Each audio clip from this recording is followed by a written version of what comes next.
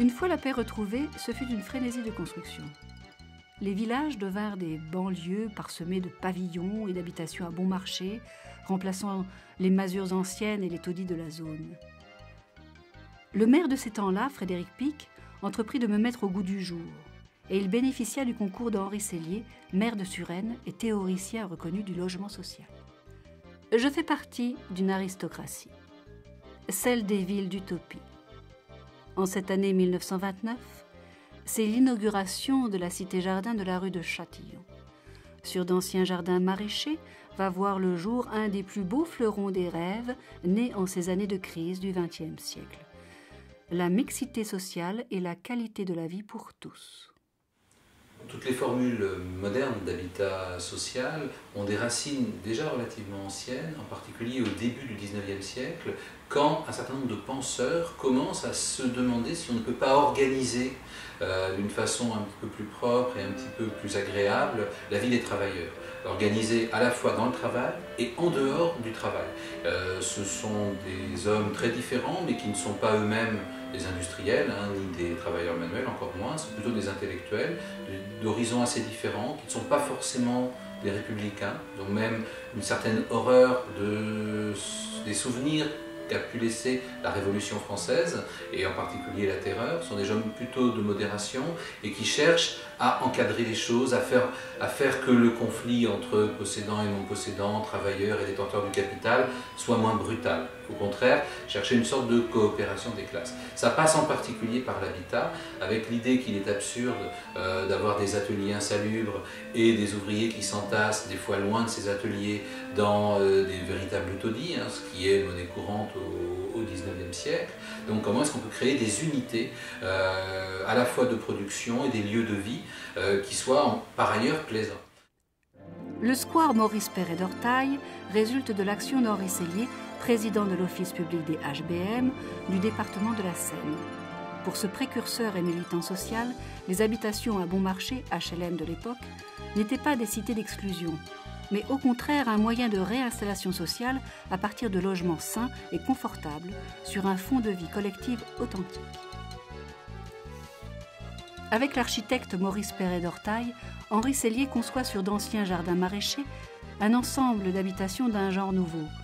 Sur un terrain pentu, il fait édifier en 1929 un square fermé composé de 5 bâtiments à 4 étages disposés en quinconce et d'un 6e bordant la rue. Sur les courettes à jardin situées entre chacun d'eux s'ouvrent des ateliers d'artistes. Dans cette petite cité, on privilégie le brassage social et la vie collective et culturelle grâce à un local d'activité, salle de spectacle et de cinéma animé par les locataires, et un pavillon réservé au service social, suivi de l'état de santé des résidents, organisation de colonies de vacances. Enfin, 4 boutiques répondent aux besoins quotidiens des résidents. Chaque appartement bénéficie du dernier confort. Quelques années après sa construction, ce prototype servira de modèle pour d'autres ensembles au Plessis-Robinson et à Châtenay-Malabry. Beaucoup d'expérimentations en matière d'urbanisme ont été réalisées, et notamment la cité Perret d'Ortail, qui a été une des premières cités, résidences à vocation sociale, construite sur la région parisienne et qui a été réalisée donc, il y a maintenant 80 ans, et relevé d'un concept particulièrement intéressant qui était de proposer des logements sociaux dans un environnement de qualité avec des immeubles de petite taille, mais avec une véritable recherche architecturale très ouverte, où on mixait aussi l'habitation avec les ateliers d'artistes. Par rapport au logis vendéen d'alors, le confort était inouï. Une assistante sociale était attachée au square. Des lits de fondation réservés à l'hôpital Saint-Joseph de Paris et les enfants de la cité pouvaient profiter du grand air dans la colonie de vacances de l'office HBM à Osgore. La santé de cette population variée était à ce prix. C'est la colonie de vacances. Je suis dessus aussi. On faisait de la gymnastique. Ça, c'est toujours la colonie à Osgore. Et cette année-là, en 1938, on a eu le feu pas loin de la colonie. On a été évacués. J'ai été mangée, vous savez chez qui? Chez Monsieur Blum. il était là-bas. Il avait une propriété et on a été une dizaine à aller manger chez Monsieur Blum. On me disait, Monsieur le Président, moi je crois que j'étais le Président de la République. Il est venu nous poser à table. Vous voyez que c'est des souvenirs formidables. Hein. C'est un exemple de confort inouï quand on voit ce que c'est que Vanves. Hein, le plateau, c'est encore un quartier malfamé, assez peu, correspondant assez peu aux règles de l'urbanisme. Le vieux Vanves est dans un état de décrépitude assez grand. Les seules constructions modernes qui existent sont les ensembles pavillonnaires qui découlent de la loi Loucheur, que l'on trouve près de la gare, que l'on trouve dans le quartier Marceau, et que l'on trouve entre le parc municipal et le clos Montalon. Il y a d'ailleurs deux autres ensembles d'habitations à bon marché, comme on dit à l'époque. Habitation à bon marché, qui est un terme normal, va devenir habitation à loyer modéré, ce qui suppose qu'il y a des habitations à loyer non modéré ou immodéré. Mais deux ensembles aussi, rue Sadi-Carnot. Mais ici, c'est, architecturalement parlant, beaucoup plus révolutionnaire que les deux autres. Nous sommes arrivés ici en 1930. La maison n'était pas complètement finie. Il y avait encore du ciment, il y avait encore... Tout n'était pas complètement fini. Et depuis, ça fait 79 ans que je suis dans le même appartement. En 1930, on n'avait pas le droit d'amener de chiens, d'oiseaux, rien. Et mon frère, un jour, il avait 9 ans, il descend de la cité en sifflant.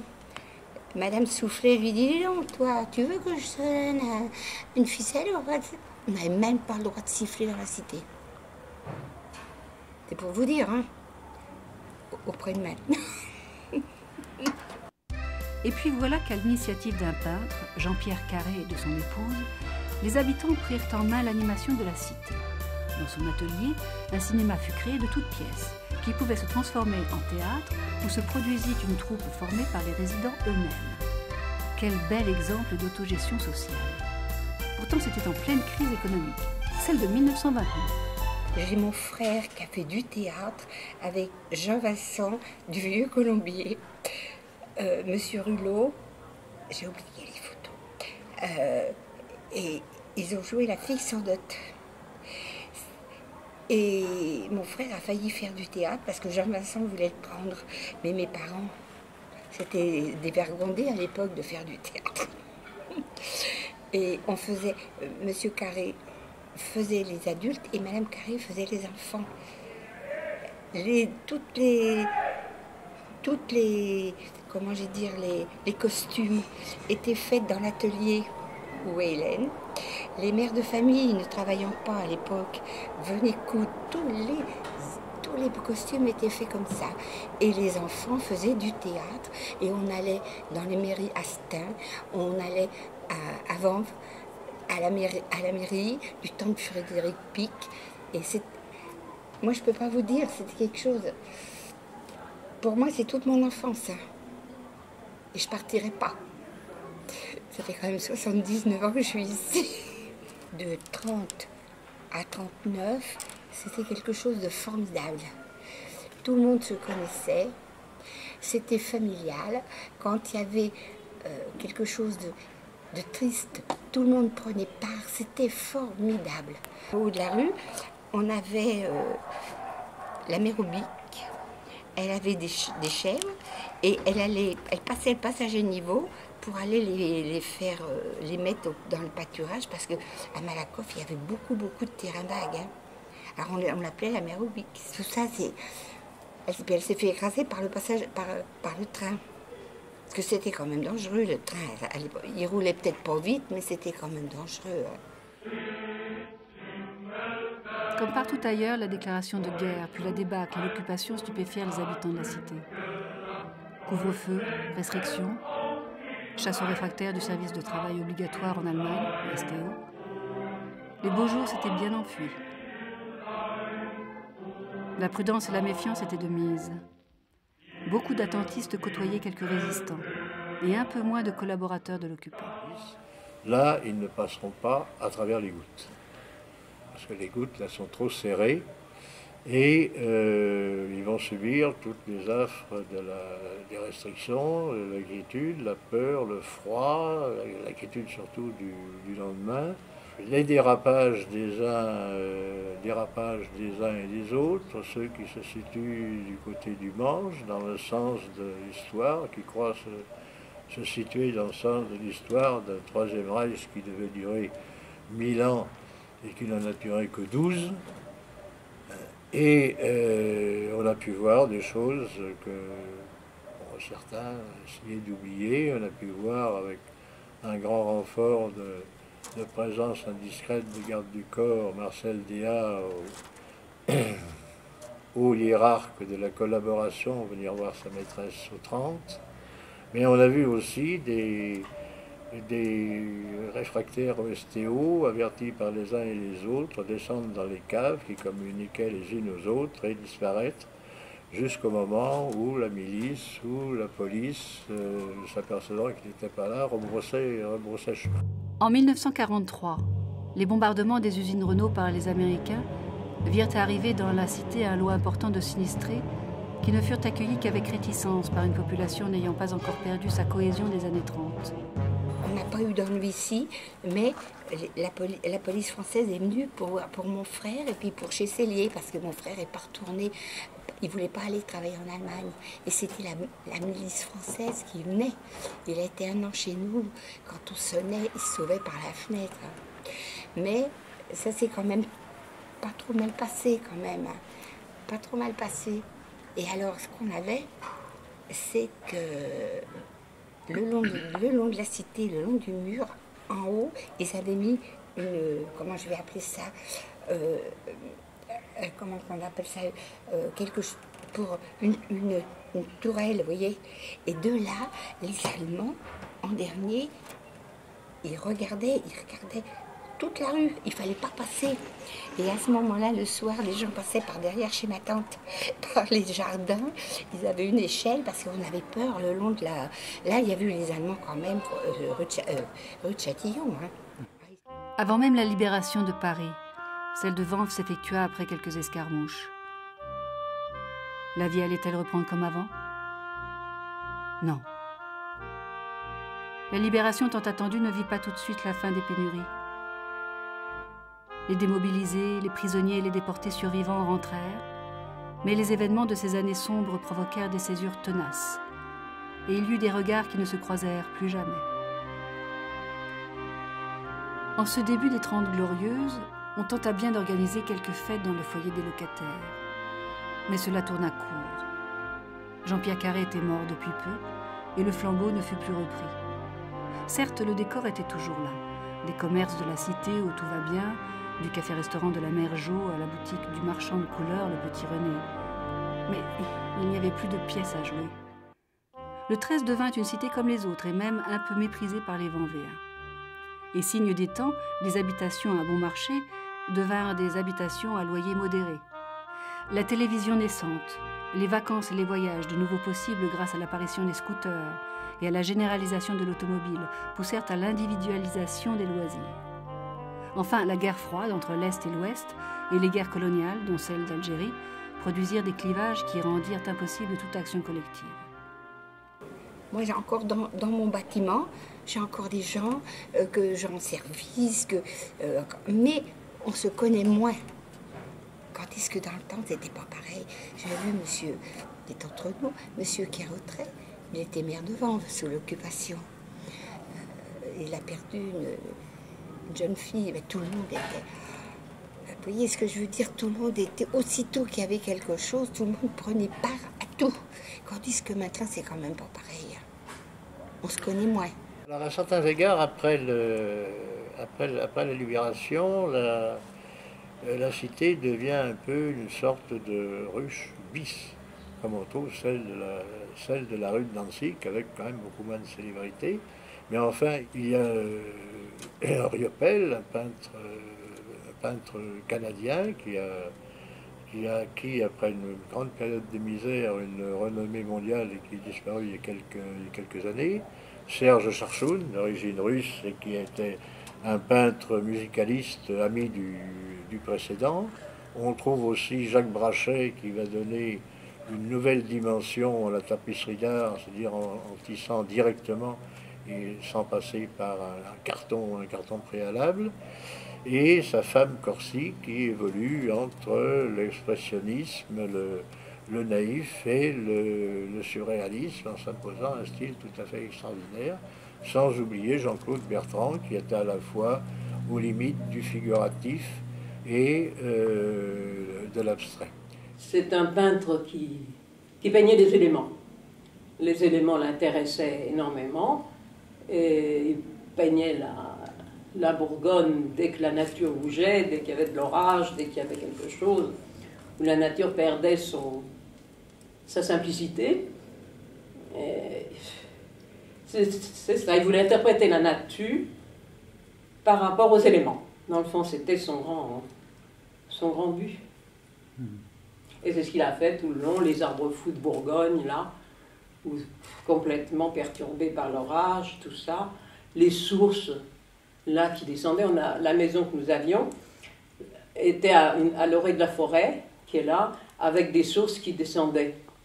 Il allait pêcher la truite, là, dans les sources, et il emmenait de quoi peindre en même temps, et il a fait cette toile-là, comme ça, sur nature.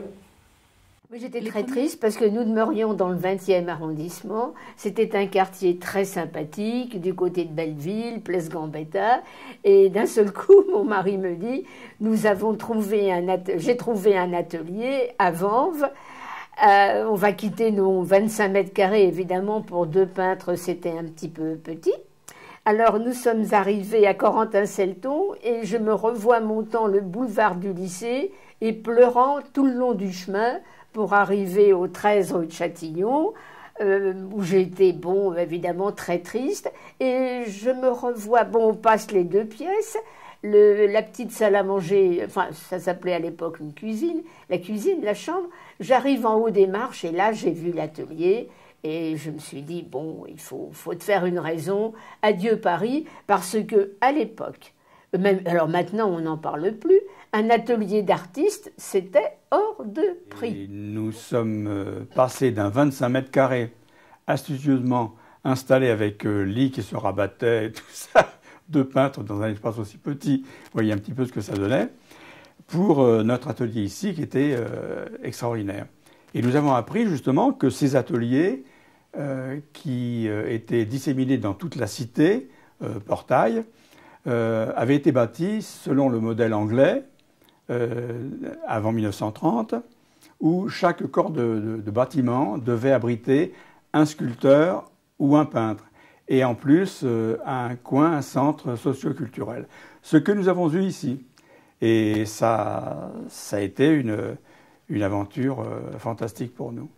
Voilà, de pénétrer, de rentrer dans la cité. Le mot cité, d'ailleurs, est très juste. C'est un village dans la ville. Voilà. C'est qu'au 13 se trouvent mélangées toutes les communautés. Et pour nous, le racisme n'a jamais existé dans cette cité. C'est une cité modèle qu'il faudrait que tous les hommes politiques prennent en exemple. Parce que ce n'est pas que des Algériens, que des Marocains. Il y a un peu de tout, et je n'arrête pas de le dire. Chaque fois que j'expose, je me permets d'en parler, et je le dis dans toutes mes préfaces. Il faut mélanger les communautés. Si nous ne faisons pas ça, c'est la catastrophe. Yoppel était déjà un peintre très coté, et il avait 2 grands ateliers qui sont occupés par Van Roop maintenant. Et puis Charchoun. Alors Yoppel passait pour être déjà le Picasso canadien. Il était tout en faconde, il parlait bien, et sa peinture était très intéressante. Et il était marié avec Mitchell. Et Charchoun, lui, c'était tout à fait le contraire. C'était une sorte d'ermite. Il vivait dans son atelier. La seule personne, je l'ai constaté, tout au moins par moi-même, à qui il parlait. Il se confiait souvent, et un jour il m'avait dit moi je n'aime pas les hommes, je suis misogyne, ni les hommes ni les femmes. Je n'aime que les enfants et les chiens. » Ah bon? J'étais tout étonné. Il me dit, vous voyez, j'ai il avait toujours un imperméable, 2 grandes poches, j'ai des bonbons et des sucres. Voilà, pour donner aux deux. Monsieur Potin était un grand ami de Monsieur Riopelle. Et Monsieur Potin, qui était gardien de la cité de l'époque, le nom n'avait pas été choisi. Hein. Il s'appelait Monsieur Potin. Monsieur Potin s'est mis à faire de la peinture façon Riopelle. Et il commençait à faire de la très bonne peinture et à être connu.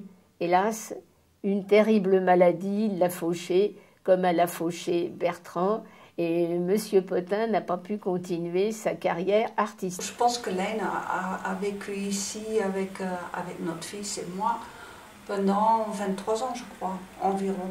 Et bon, il a disparu il y a 2 ans, mais lui, il a repris le petit atelier où je travaillais.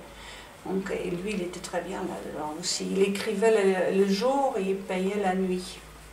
Et tous les autres peintres un peu perdus lui rendaient visite la nuit et ils étaient tous un peu oulala, lui, parce qu'il peignait très très vite. Et oui, il était très heureux ici. Il avait un atelier, c'était un peu magique comme lieu pour tout le monde. Il n'y a que des livres là-bas, il y a tout ce qu'il a écrit, c'est encore là parce qu'il y a beaucoup de recherches à faire sur son travail maintenant. Le fait que l'on ouvre les ateliers en principe une fois par an, je ne l'ai pas fait toutes les années, les portes ouvertes, mais je trouve que ça fait quelque chose aussi parce que tu as quand même les voisins qui viennent voir et c'est parfois l'occasion de parler avec eux, ils ont un œil sur ce que tu fais et cet œil est parfois très intéressant. Voilà, ça j'ai trouvé bien, même si tu ne vends pas forcément, hein, mais je trouve qu'il y a Les premiers résidents acteurs de l'aventure des années 30 disparaissent peu à peu et les 30 glorieuses, périodes de prospérité et de bien-être, touchent à leur fin. Les événements de mai 68 laissent peu de traces sur le moment, hormis le bruit des grenades éclatant au quartier latin qui parviennent jusqu'au 13. Mais Vanves se transforme considérablement. Sur le bas de la commune, sur le plateau et même devant la cité, surgissent tours et barres massives et imposantes, dont on ne soupçonne pas encore qu'avec leur concentration de population, elles sont lourdes de tensions sociales, d'insécurité et de mal-vivre, qui ne tarderont pas à apparaître. Face à ces mastodontes arrogants, le square Maurice Perret d'Ortail fait un peu vieillot mais fait figure d'îlot paisible. À un moment donné, la cité elle a failli être peinte uniformément en blanc cassé, quoi, ou en jaune pisseux, disait d'autres, ce qui est vrai. Bon, et finalement, on est allé voir Monsieur le maire, c'est Hartmann et moi qui sommes allés le trouver sur le marché en disant, écoutez, on n'est pas d'accord. Il a eu le bon goût de nous écouter. Et finalement, on a tâché de repeindre dans les couleurs d'origine, quoi. Et je trouve que c'est très important, ce genre de truc.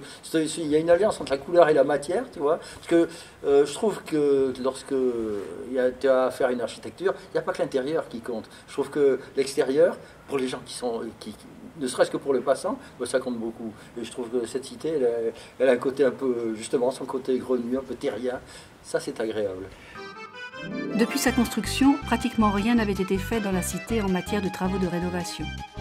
Sa robustesse semblait en dispenser la nécessité.